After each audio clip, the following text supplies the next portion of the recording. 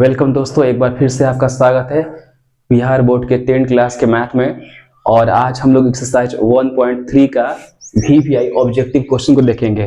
तो वो इस तरह से है। ऑब्जेक्टिव क्वेश्चन इस प्रकार, सबसे पहले सवाल अगर इस तरह से आता है कि √2, 2 √3, √3/3 एवं 5 √2 × 3, तो ये सारे के सारे जितने भी दिखाई दे रहे हैं सब के सब कौन सी संख्या हो जाएगा? तो ये हो जाएगा अपरिमेय संख्या।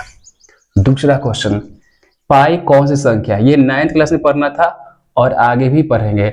पाई का मान क्या होता है इत्यादि चीजें, लेकिन खैर यहाँ पूछा है कि पाई जो है, पाई कौन सी संख्या है। हालांकि पाई एक ग्रीक अक्षर है और ये जो है एक अपरिमेय संख्या है। VVI क्वेश्चन है। और इसके पाई का मान क्या होता है? 22/7 होता है। तीसरा क्वेश्चन में है कि पाई का मान 22/7 होता है, तो ये कौन सी संख्या है? तो ये जो हो जाएगा परिमेय संख्या। यानी पाई जो है एक अपरिमेय संख्या है, लेकिन पाई का मान जो 22/7 है वो परिमेय संख्या है।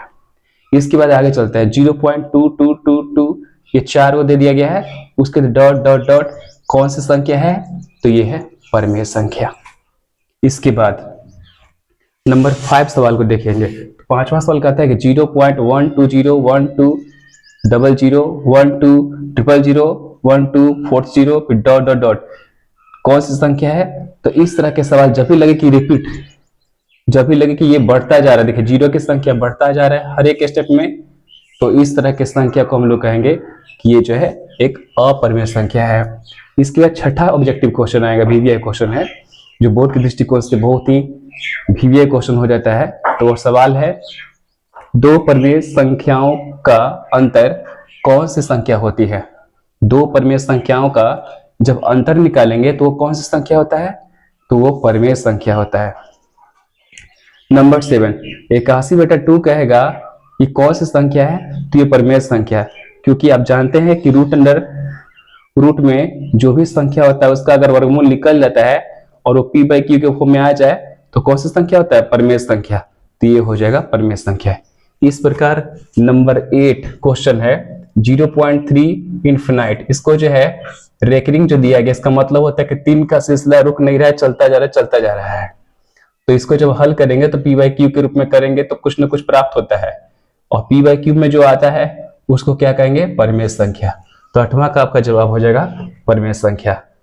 और नंबर जो है 9 है, तो नंबर 9 का देखा जाए तो कहा है कि दो लगातार सम संख्याओं का मौसा, दो लगातार सम संख्या, मतलब मान लीजिए कि 2 है और 4 है, इसका आप जब एसएफ निकालेंगे तो क्या निकल के आएगा? 2 निकल के आएगा।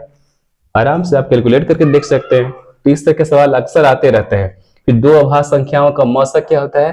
तो दो अभाज्य संख्याओं का मौसा जो होता है आपका 1 होता है, रहेगा -1, 1, 2, -2, इस तरह से। तो आपका सही जवाब क्या होना चाहिए? 1 होना चाहिए। ऐसे देखा जाए यहाँ पर जो पाई आया था, पाई है क्या?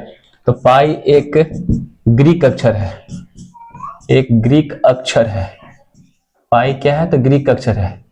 और इसका मान जो है, इसका मान 22/7 या 3.14 या 180 डिग्री होता है। तो ये एक्स्ट्रा फैक्ट है जो आप याद करेंगे, जो मैथ को बनाने में आपको सुविधा होगा। इस तरह से आपने देखा एक्सरसाइज 1.3 का हमने पूरा ऑब्जेक्टिव जो आने वाले लेसन में आने वाला है, ये सारे यहाँ पर मिल गया आपको। तो इसके बाद एक्सरसाइज 1.3 के सब्जेक्टिव क्वेश्चन देखेंगे अगले वीडियो में। तब तक के लिए इस वीडियो को आप सेव करके देख सकते हैं, बाद में ऑब्जेक्टिव भी तब समझ में आए। और इसके बाद आप चाहेंगे इससे जुड़ना तो अगले वीडियो में मिलेंगे। तब तक के लिए आपको क्या करना पड़ेगा? मेरे चैनल को सब्सक्राइब करना पड़ेगा, लाइक करना पड़ेगा। तब तक के लिए गुड बाय।